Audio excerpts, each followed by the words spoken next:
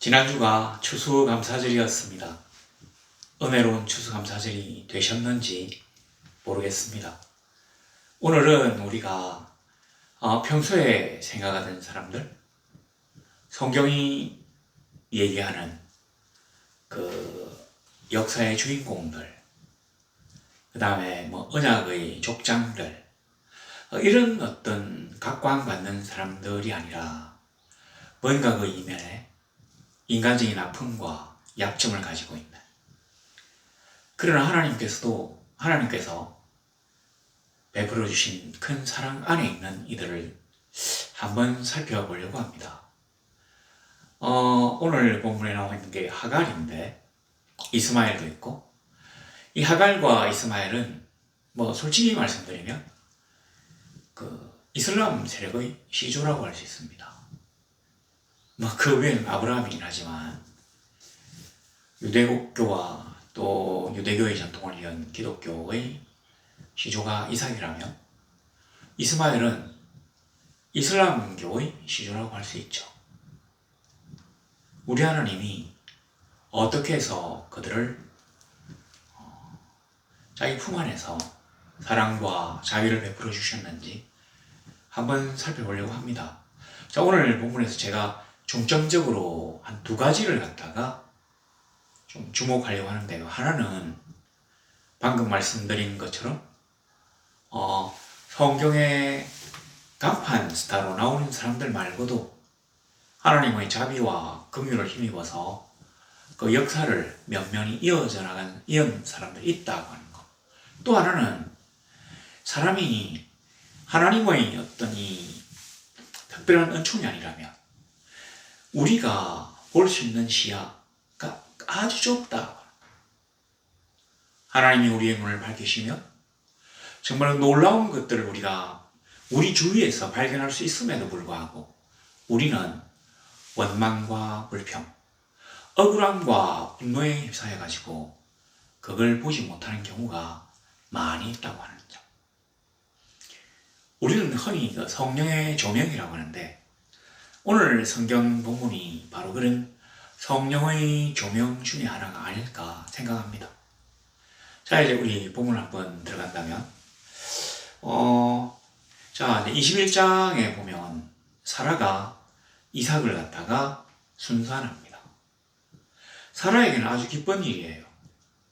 또 성경의 섭리에서 봤어도 하나님의 약속의 씨앗이 태어났기 때문에 하나님의 말씀이 결코 땅에 떨어지지 않고 그대로 이루어진다고 하는 산 증거가 되는 기쁜 날이기도 합니다.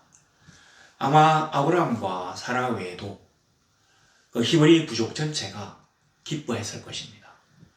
이제 믿음의 그 가문에서 정통의 후계자가 태어났기 때문에 그들의 미래에 대해서도 안심하게 되었을 것입니다. 사실은 이 히브리라고 하는 말이 강을 건너온 사람이라고 하는 말입니다. 그러니까 가나안 사람이나 이집트 사람이 봤을 때는 유브라데스 강을 건너서 살고 있던 사람이 그 강을 건너서 자기들에게 왔기 때문에 히브리라고 합니다. 이브루에서 아마 히브리인이 된 것 같아요. 이 부족이 아브라함 때는 적어도 한 2~3천 명 정도의 그 부족원을 이끌고 있는 상당히 강성한, 특히 군사적으로는 작지만 강한 그런 부족이었던 것 같습니다. 그러니까 그 부족에서도 기뻐하겠죠. 그러니까 다메섹 엘리에셀이 후계자가 될 뻔한 예에서도 볼 수 있다시피 아브라함이 그 유브라데스 강을 건너서 가나안에 오면서 틀림없이 많은 그 종들, 그다음에 목자들, 또 그 가족들을 갖다가 영입했을 것입니다.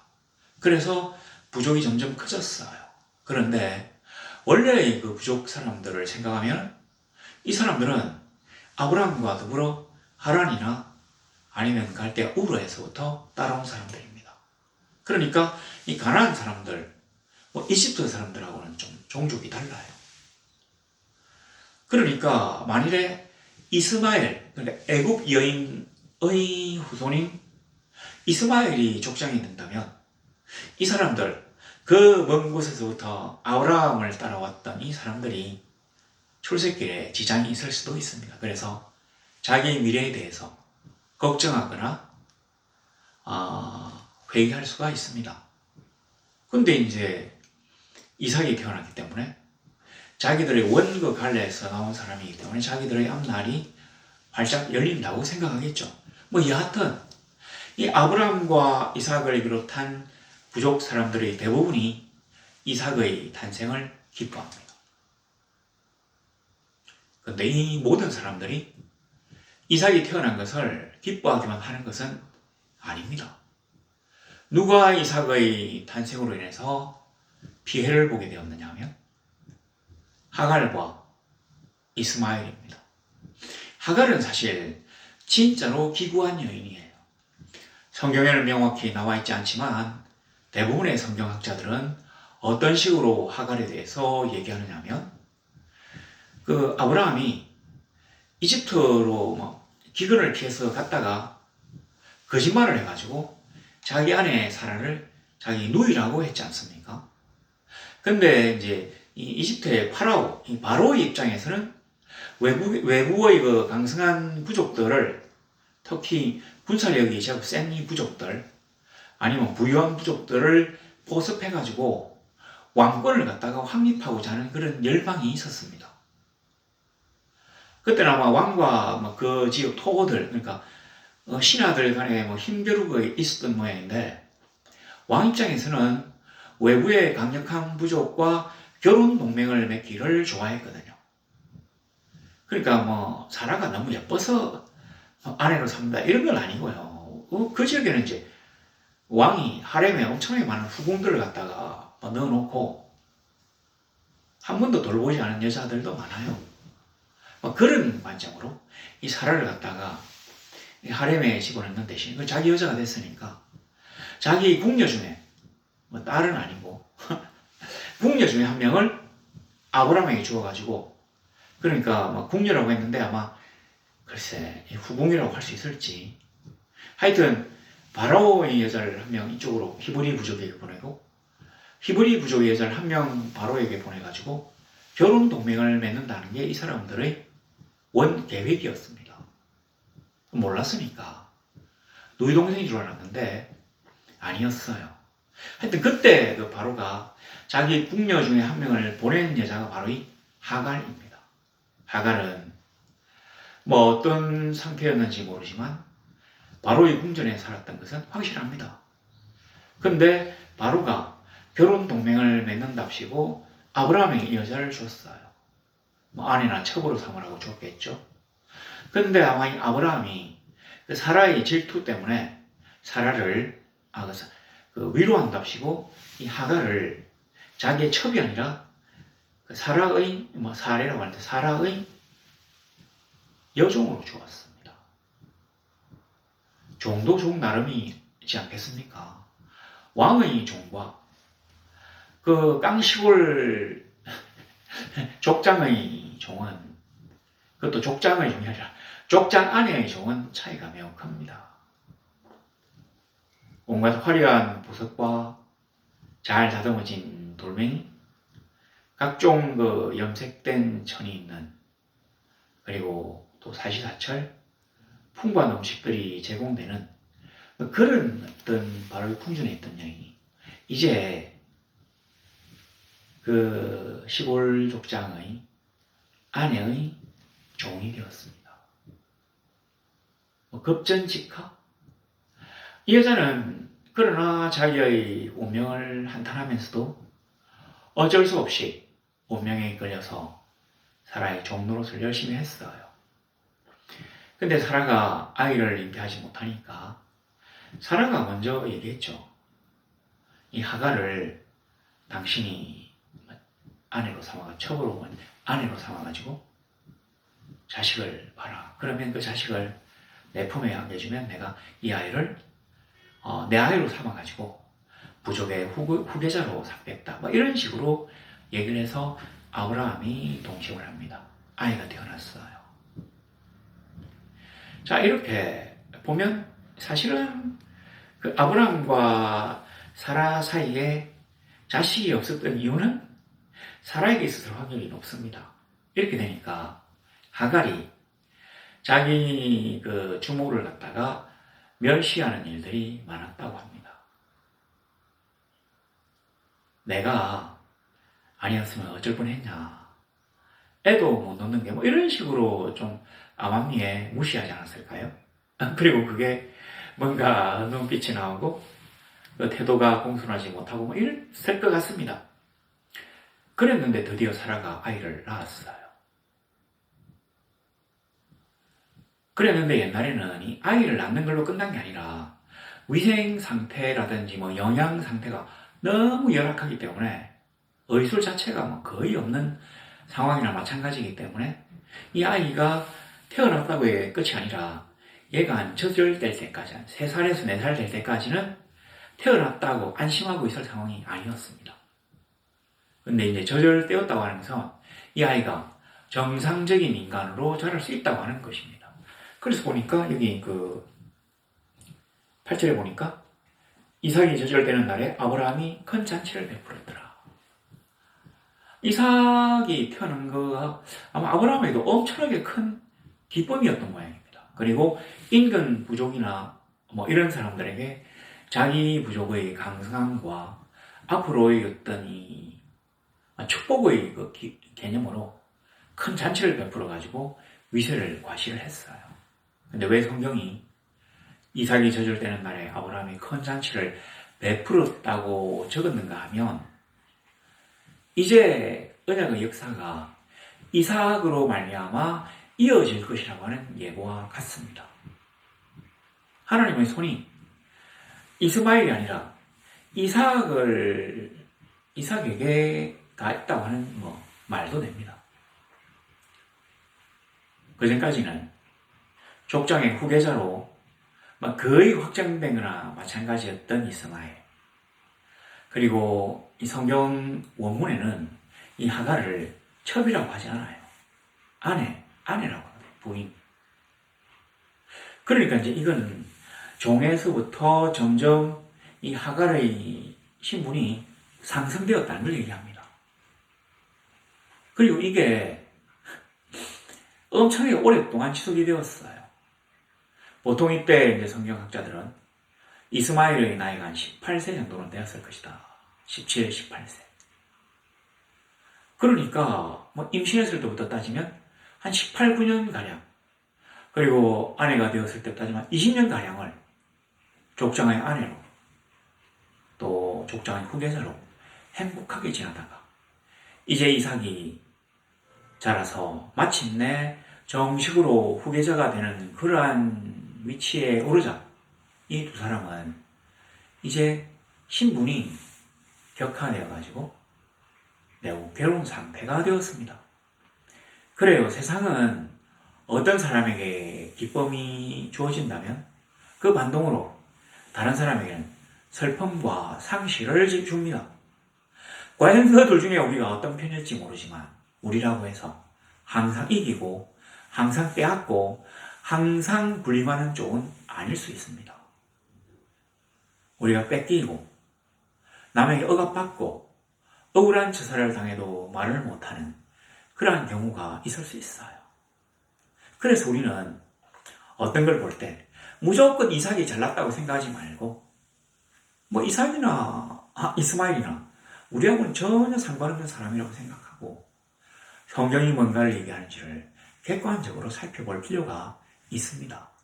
보니까 9절에 사라가 먼저 아브라함의 아들 애굽 여인 하갈의 아들이 이삭을 놀리는지라. 보세요. 아브라함의 아들이라고 성경에는 적어놨어요. 그 다음에는 애굽 여인 하갈이라고 했어요. 그리고 이 이름을 뺐습니다. 어제까지만 해도 내가 성진 후보 1순위였는데 그 다음을 보니까 웬 엉뚱한 사람이 성진이 되었어요. 내 이름이 빠져 있습니다. 화가 납니다. 억울해요. 그러나 이 억울함을 호소할 데가 없습니다. 그때 우리가 누구에게 호소해야 합니까? 하나님이죠. 아브라함이건 이삭이건 간에 그들도 잘못한 일들이 많이 있을 수 있습니다. 왜냐하면 그들은 완벽하게 성화를 이루지 못한 연약하며 죄의 유혹에 흔들려서 가끔가다 죄도 짓는 생 인간의 모습을 보일 수도 있는 인간이기 때문이거든요. 근데 아마 이스마엘이 그 이삭을 희롱, 놀리는 거죠. 이 놀리고 희롱하는 거, 이런 이유가 뭐냐면, 뻔하지 않겠습니까? 자기의 자리를 빼앗아가니 꼬맹이가 미웠던 거죠. 그래서 아마 희롱이나 조롱이라고 생각해보면, 때리거나 해를 가한 건 아닌 모양입니다. 놀리거나, 야, 이 바보야, 너는 이것도 못해. 이런 식으로. 그러니까 이삭이가 보면 애가 약간 좀 몸이 약하다 했잖아요. 그러니까 울고 엄마에게 일려줬다든지 이러니까 사라가 화가 나서 이 사라가 이 강자, 이 투기가 끝장을 보는 여인이거든요. 뭐라고 하는 거 아니? 아브라함에게 가서 뭐라고 하는 거 아니? 이 여종과 그 아들을 내쫓아라. 이 종의 아들은 내 아들 이삭과 함께 기업을 얻지 못하리라. 아브라함이 그의 아들로 말미암아 그 일이 매우 근심이 되었더니, 자, 가가지고 분명히 아직까지는 하갈은 부인이에요. 근데 종이라고 계속 강조하는 거죠. 처음에 종으로부터 시작했기 때문에 종이 되었을 수도 있는데, 종의 아들, 그리고 함께 기업을 얻지 못하리라고 얘기합니다. 근데 이 근심이 되었다고 하는 말은 원문에는 아브라함이 이 일을 심한 악으로 생각했다고 하는 얘기죠. 아마 그 당시 관습이 그랬던 모양입니다. 서자에게도 뭔가 재산 중에 한 몫을 떼어서 주는 그런 분위기였던 모양입니다. 그래, 이게 분명히 범죄예요.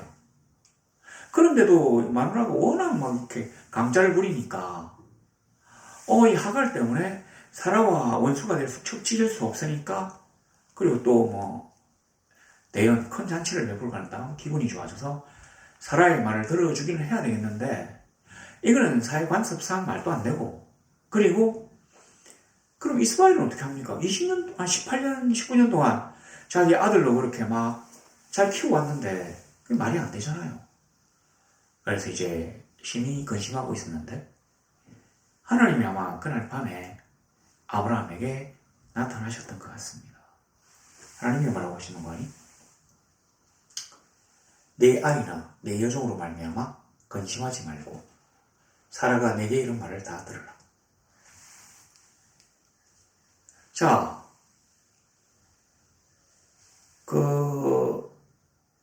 근심하지 말고 사라의 말을 들어줘라.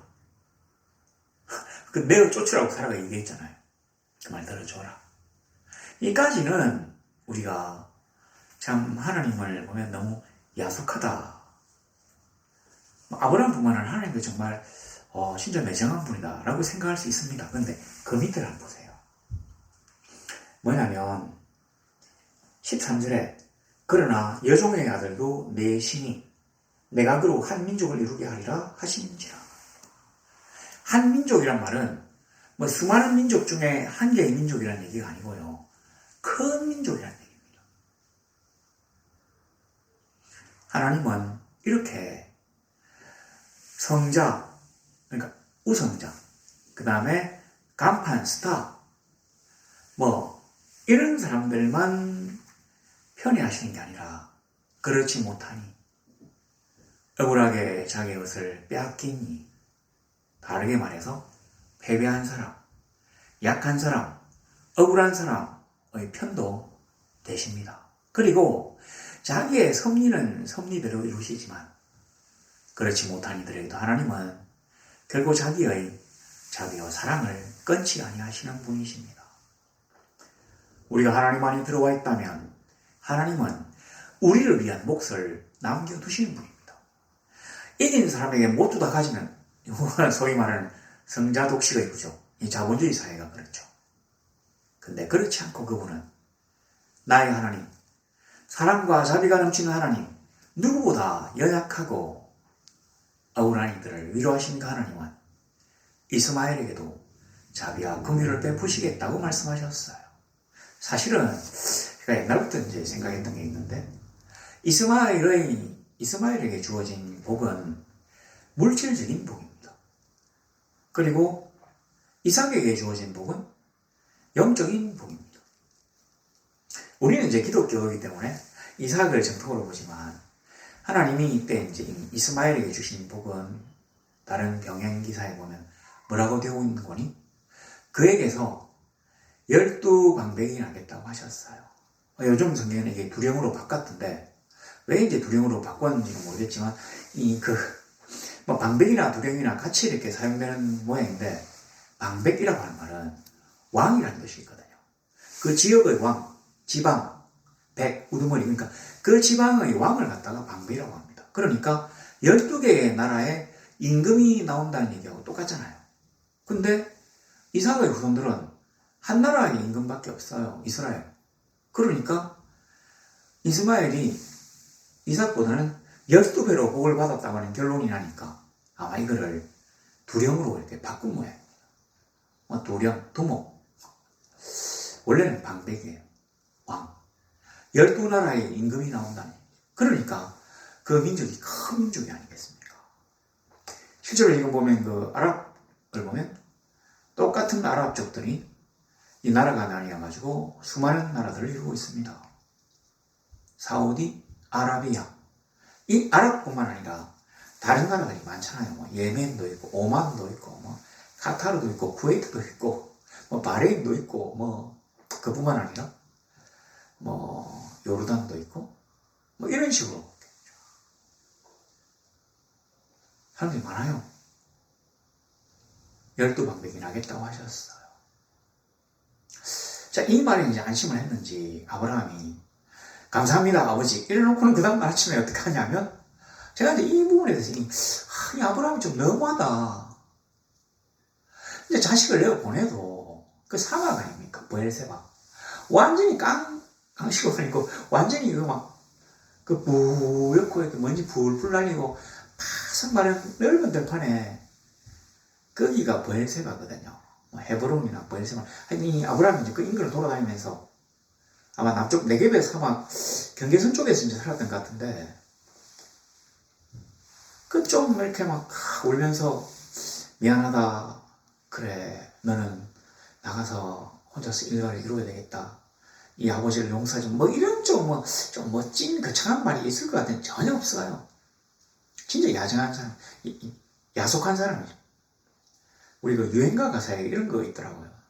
저는 옛날에는 이거 아무 생각이 없었는데 요즘 참 맞는 말이다. 워낙 우리나라 사람들이 이혼을 많이 하니까. 님이라는 한 글자에 점을 찍으면 남이 된다며요. 그 지금 생각하면 참 유행가 가사를 지은 사람들 참 인간에 대해서 좀 뭔가 정통한 것 같다.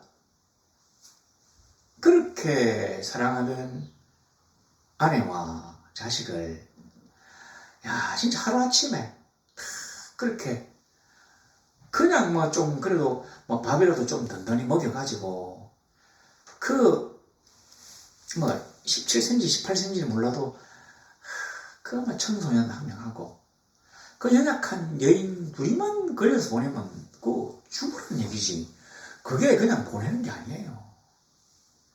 낙타라도 한 2마리, 아니면 낙이라도 좀 이렇게 해가지고 그 위에 좀 이렇게 물이나 먹을 거, 그 다음에 입을 거, 텐트, 장막칠 그런 거라도 좀 실어가지고, 또 이 연약한 2사람을 위해서 남종과 여종과 몇 명 딸려가지고, 그리고 좀 재산도 조금 떼주고 이러면 얼마나 좋았겠습니까? 이 나쁜 사람은 살지 둘이를 갖다가 내보내요. 원래 이게 중동지역 여행객들의 특징이라고 제가 옛날에 말씀드린 적은 있지만, 꼭 그렇게 해야 됩니까? 빨리 가라. 어디고 나가라. 이게 말입니까? 근데 중건 이거예요. 정말 참 기가 차는데, 보면 14절에 아침에 일찍 일어나 새벽이라는 얘기입니다. 떡과 물 한 가죽 부대를 가져다가 하갈을 어깨에 메어주고 아이를 데리고 가게. 브엘세바 광야에서 방황하더라. 뭐 브엘세바 공략에서 방황하더니 하더라. 실제로 하간 입장에서는 얼마나 원통하고 억울했겠습니까? 아니 아무리 내가 보낸다고 해도 서자도 분명히 아들이 서장자잖아요. 서장자. 아브라함이 그렇게 일부 종사하는 남자가 아니거든요. 부부할 때 부자가 아니에요. 그런데 이렇게 매정하게 탁 내어보내면서 그 손에 빵 한 덩어리하고 우리나라 찌짐보다 약간 두꺼운 그 빵 한 쪼가리하고 물 한 가죽 부대 그걸 여자가 어깨에 맬 정도 되면 어떻겠습니까? 이게 그렇게 무겁지 않다는 얘기예요. 이거 그 사막에 가면 이 둘이서 마시면 바로 죽죠. 이게 살겠습니까? 제가 이제 이 설교를 필요해서 이 브엘세바를 좀 찾아보니까 뭐 그때나 뭐 지금은 어떻게 했는지 몰라도 뭐 비슷하다고 보면 나무가 없어요. 에셀 나무가 호가닥 한 그루씩 있는데 그냥 다 손바닥 넓은 들판이면 아무것도 없어요. 이 나무가 어떻게 하란 말입니까? 이거는 그냥 쫓아내는 게 아니라 죽인다는 얘기예요. 그냥 엄청나게 큰 버린 추방이에요. 추방. 야, 정말 이런 남자 만나면 여자들 진짜 고생합니다.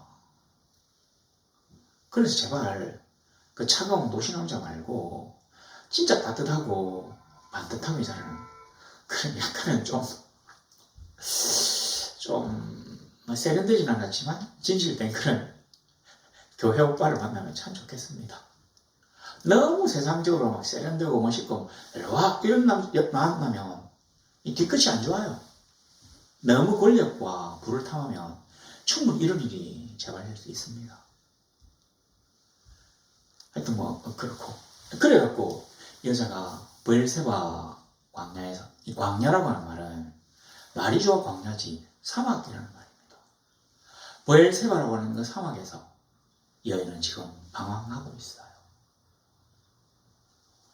이 브엘세바라고 하는 게 이게 어떤 뜻이냐면 브엘 우물이라는 뜻이거든요.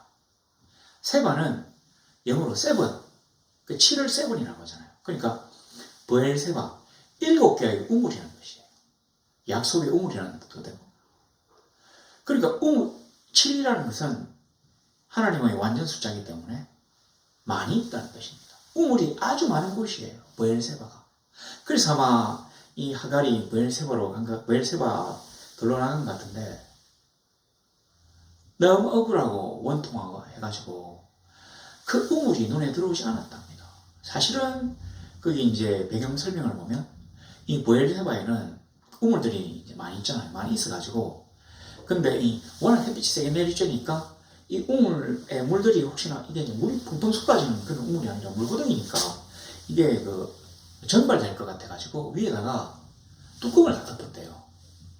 그러니까 우리처럼 나무 토막을 해가지고 이 뚜껑이라기보다는 아마 좀 얼기설기한 집단 비슷한 거, 갈대 비슷한 이런 걸 좀 엮어가지고 덮고 거기다가 혹시나 멀리서 보면 안 보이니까 거기다가 간판까지 세웠답니다. 여기 우물이 있다고. 여기 우물을 지었다. 그렇게 해놨대요. 혹시나 여행객들이 이 우물들을 모르고 그냥 갈까 싶어가지고. 그랬는데도 너무 억울해가지고 눈물이 앞을 가려서 그런지 이 하갈의 눈에는 이 우물들이 보이지 않았어. 막 방황하고 있어. 유리한다고. 그러니까 이제 정처 없어요. 근데 어떤 사람은 이 하갈이 브엘세바들에서 방황한 이유를 다르게 생각합니다. 아들아 그냥 팍 죽자. 진짜로 내가 이렇게 살아서 뭐 하겠냐. 진짜 야속한 사람 때문에 내 인생이 망쳤다. 이렇게 생각하고 자식과 함께 죽어가지고 죽어서라도 남편의 가슴에 배못을 한번 박아보자고 죽으려고 들어갔다는 얘기도 있습니다. 뭐가 맞는지는 잘 모르겠어요. 분명한 것은 하갈은 삶의 의지를 잃어버렸습니다. 어제까지 우리는 족장의 후계자의 지위를 박탈당한 자식을 보니 그 어머니의 마음이 얼마나 아플까요? 이스마엘도 굉장히 반듯하게 자랐던 모양입니다. 실제로 이슬람 사람들의 전설이긴 한데 지금 사우디 메카에 있는 이슬람 회교 최고의 성지라고 하는 그 메카의 카바 사원 뭐 검은 놀이 있다고 하는 이 검은 놀은 자기들 전설에 의해서는 누굽니까? 가브리엘 천사가 기쁜 소식을 전하는 천사 있잖아요. 그 천사가 마호메트에게 가가지고 검은 돌을 줬대요. 그래서 이 카바 사원 안에 검은 돌이 안치되고 있다고 하는데, 뭐 저는 안 가봐서 모르죠. 근데 이 카바 사원은 그쪽 전설에 의해서는 아브라함과 이스마엘이 중건했다고 합니다. 그럼 누가 처음 세웠냐면 아담이 처음 세웠대요. 그리고 오랜 세월 돌보니가 없어서 이 사원이 뭐 이렇게 부서진 거를 이 아브라함과 이스마엘이 중건했다고 하는데, 그래서 저는 이 아브라함을 알다가도 모르겠습니다. 그렇게 있으니까 어떻게 되겠습니까? 결국은 15절에 가죽 부대에 물이 떨어진지라 그 자식을 관목등불하려 했고 이르되 아이가 죽는 것을 참아보지 못하겠다 하고 화살 한바탕 거리에 떨어져 마주 앉아 바라보며 소리내어 우니. 옛날에는 방성대곡이라고 했거든요. 이 아이를 여기 이제 관목등불이라고 했죠. 옛날에는 가시떨기라고 했는데 그 관목등불이 뭐냐면 진짜 맞아요. 좀 낮아가지고 그냥 뭐 나무도 아니고 그냥 풀 비슷한데 이렇게 쭉 자라가지고 있으면 이게 그림자가 나겠습니까? 그래도 뭐 요 정도 그림자는 날 수 있는데 거기다가 애를 딱 눕혀놓고 엄마가 그 화살 한번 탁 떨어진 한바탕, 그러니까 한번 쏴가지고 떨어진 그 거리에 앉아가지고는 자식을 걸고는 막 울어요. 방성되고 너무 억울하고 통분해서 소리내어 울고 있습니다. 잘 보세요. 하갈이 지금 울고 있어요. 근데 17절에 하나님이 하갈의 울음소리를 들으신 게 아니에요. 그 어린 아이의 소리를 들으셨으므로 하나님의 사자가 하갈을 불러오는데 엄마가 막 억울해서 울었는데 하나님은 그 어미의 소리를 들으시고 이렇게 적지 않고 하나님은 그 어린아이의 소리를 들으시고 사자를 보내서 하갈을 깨우치십니다. 이러고 미루어서 이스마엘도 그 엄마가 저렇게 울고 이제 죽음이 서로 이제 죽겠죠. 죽음이 다가온 그 상황에서 너무 억울하고 원통해서 슬퍼서 하나님께 작은 소리라도 기도했을 것입니다. 그러니까 그 억울하고 원통한 그 소리가 하늘 보좌에 들린 것이에요. 이 들으셨으므로 듣는다라고 하는 말은 다른 뜻이 있는데 응답하다는 뜻이 있습니다. 하나님이 우리의 기도를 들으신다면 그는 우리의 기도를 듣자마자 응답하시는 분이십니다. 우리의 기도가 하나님에게 상달되지 않았기 때문에 그가 우리의 기도에 응답지 아니하시는지도 모릅니다. 물론 뭐 때가 차지 않아서도 그럴 수 있지만 어떻습니까? 하나님이 우리의 기도에 응답하시려고 하면 우리의 삶이, 우리의 간구가 진실되며 하나님 앞에 발라야 합니다. 하나님의 의와 나의 정욕대로 구하지 않으니 그리고 예수 그리스도 이름으로 구하니 합쳐져야 우리 하나님이 그 기도를 들으시고 응답하실 것입니다. 여하튼 하나님이 들으시고 응답하셨어요. 그 아이의 기도를 들으시고. 우리가 보면 이 자식 농사 진짜로 쉽지 않습니다. 천하 없는 누구라도 자식 앞에서는 무장해제가 됩니다.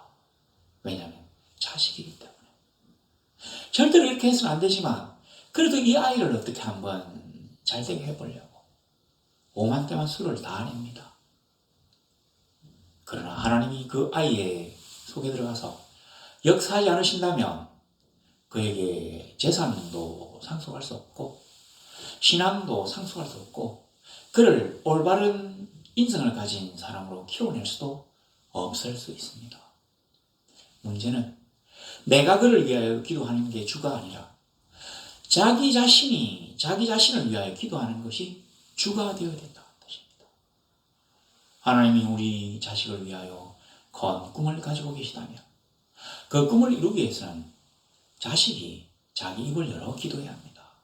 엄마가 기도하는 거 물론 헛되지 않습니다. 그러나 본인이 기도하는 것에 비해서는 효력이 약합니다. 우리가 하나님 앞에 그렇게 기도해야 되고, 그렇게 기도하니까, 자, 이제 사자가 내려와서 하갈을 불러 이르되, 하갈아 무슨 일이냐, 두려워하지 말라. 하나님이 몰라서 물어보는 건 아니에요. 그냥 원래 이제 아마 하나님의 사자가 아이들에게, 그러니까 우리 인간들에게 질문하실 때는 항상 이렇게 하시는 거예요. 땡땡아 무슨 일이냐, 두려워하지 말라. 그러니까 take heart, 용기를 가져라. 두려워하지 마. 왜 두려워하지 마라고 하셨냐면, 옛날 사람들은 이렇게 생각했답니다. 나의 더러운 몸이 거룩하고 깨끗하신 하나님 앞에 선다면 죽을 수밖에 없다. 왜냐하면 하나님은 본질적으로 죄악을 돌진해서 쳐 부셔야 되는 그런 어떤 본성을 가지고 계신 분이기 때문에 죄인은 하나님 앞에 설 수 없어요. 그런 거기 때문에 죽을란가 이렇게. 하나님이 죽이려면 그냥 죽이지, 나타나셔서 죽이겠습니까? 할 말이 있으니까 나타나셨죠. 뭐라고 하는 거니? 하나님이 저기 있는 아이의 소리를 들으셨나니 일어나 아이를 일으켜 내 손으로 붙들라. 어머니는 자식을 잘 키워야 돼요. 근데 그 자식도 자기 손으로, 자기 입으로 행동하고 고백해야 합니다. 아버지 하나님, 내가 아버지의 뜻을 받들어 어떤 일을 할 수 있겠습니까? 주여 저에게 힘을 주시고 제 삶이 바르게 해주십시오. 제가 하나님의 명령대로 살기를 원합니다. 주여 이제 오셔서 나와 함께 해주시옵소서 라고 기도해야 들으셔요. 내가 저기 있는 아이의 소리를 들었다. 하나님이 들으셨다. 이런 아이를 일으켜 내 손으로 붙들라. 그가 큰 민족을 이루게 하시죠. 하시니라는 데만 하시리라. 그러니까 이제 이건 뭘 의미합니까? 물도 물이지만 이 하갈이 이미 삶의 의욕을 잃었거든요. 근데 네 아이가 거대한 민족의 시조가 될 거라고 하니까 용기가 팍 생겼어요. 그래, 이 멋진 아이, 그 자그마한 부족의 족장자력을 비교할 수 없는 거대한 민족의 그 시조가 될 아이를 내가 잘 키워야 되겠다 하고는, 자, 그런데 한번 제가 재밌는 생각을 해봤습니다. 그 이스마엘은 한 18세쯤 됐어요. 거의 장성하기 직전이라 합시다. 근데 여기 아이, 이게 소년이란 말은 군인들도 소년이라고 해요. 내가 그런 아이거든. 그러니까 완전 깨날라라는 얘기는 전혀 아닙니다. 근데 하갈이 이제 여자잖아요. 근데 하갈이 여기 보니까 좀 힘이 더 남아있고 이스마엘이 죽을락 말락해요. 남자고 이제 한참 자라나는 청년인데 이게 말이 됩니까? 그래서 제가 재미있는 결론에 도달했습니다. 순전히 제 추측입니다. 이스마엘이 엄마 너무 힘들어하니, 목이 말라서 힘들어하니까 그 물을 갖다가 자기는 엄마 우리 한 모금씩 해요 이러고 탁 해가지고 마신 것처럼 탁 안 마시거나 이 물을 계속 어머니에게 주지 않았으니까 자기가 마신 물을 어머니에게 줬기 때문에 아마 더 기진맥진해가지고 더 빨리 탈진해서 죽을 목숨이 경각에 이르게 되었지 않았을까 이렇게 생각합니다. 이렇게 본다면 이스마엘도 굉장히 멋진 아이죠. 그러니까 하나님이 그 아이의 기도 소리를 들으시고 저는 다른 기도는 했다고 생각 안 해요. 이런 식으로 하나님 나는 죽지만 어머니는 살려주세요라고 하지 않았을까요? 그 아이의 기도를 들으시고 하나님이 이 하갈에게 삶의 의욕을 불러일으키시고 이 아이에게 복을 주셔서 이 아이는 큰 민족의 12임금의 조상이 되게 하셨다는 얘기입니다. 자, 그리 보니까 하갈의 눈을 밝히셔서, 밝히다는 말이 바로 조명이죠. 이제까지는 원통하고 억울해가지고 아무것도 보이지 않았는데 탁 보니까 우물이 어이구야 탁 가니까 물이 펑펑펑펑 솟아나. 아니면 물이 차랑차랑 다 깨있는, 그러니까 뚜껑이 있는, 그래서 잘 못 봤는데 우물이네 하고는 쫙 떠서, 그러니까 우물이 보통 우물처럼 저 밑에 있으면 그 연약한 지금 막 죽으려고 말하는 여자가 갈 수 없으니까 그 사진에 보니까 그렇더라고요. 그러니까 아브라함의 약속의 우물인가 했는데 이 우물은 그냥 물이 다 채워져 있어요. 그 뚜껑이 있는데 뭐 갈대 비슷한 걸로 이렇게 덮어놨는데 마시고는 갖다 줘. 그리고 보세요. 여기 20절에 보니까 하나님이 그와 함께 계심에 그가 장성하여 광야에서 거주하며 활 쏘는 자가 되었다니. 광야, 사막이에요. 그는 그 사막에서 활 쏘는 자가 되었답니다. 그냥 활 쏘는 자가 되었다고 해서 이게 그냥 활만 쏘는 게 아닙니다. 성경에서 이렇게 얘기하는 것은 그가 마스터가 되었다는 거예요. 활을 너무너무 잘 쏘는 명궁이 되었다는 얘기입니다. 그리고 나라를 세웠어요. 우리나라에서도 그렇고 활 쏘는 사람이라고 하면 누가 생각납니까? 고구려를 건국한 주몽, 고주몽. 그 다음에 조선을 건국한 이성계, 활을 잘 쏘는 사람. 그리고 성경에 보면 이 활 쏘는 자가 뭡니까? 사냥꾼이잖아요. 사냥꾼. 니무롯이잖아요. 이 사람들 특징이 뭡니까? 다 나라를 세운 임금이라는 거거든요. 우리 하나님이 눈을 뜨게 하시니까 뭐 없었던 게 아닙니다. 그물을 발견하게 되었어요. 그녀가 삶의 의욕을 가지고 자식과 더불어 살게 되었습니다. 활쏘는 얼마나 활을 쏘았으면 명궁이었겠습니까? 그 사막에, 사실 사막에도 뭐 짐승들이 좀 있는 모양입니다. 그러니까 이게 이제 뛰어갈 수가 없잖아요. 이렇게. 짐승이 사람보다 빠르니까.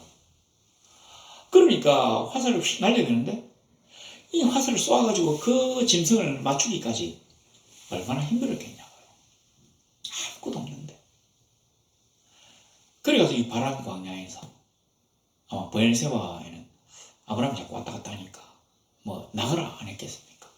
그 바람과 이 사막에서 활 쏘는 자가 되었다가 마침내는 거대한 민족의 12임금을 내는 그런 위대한 조상이 되었어요.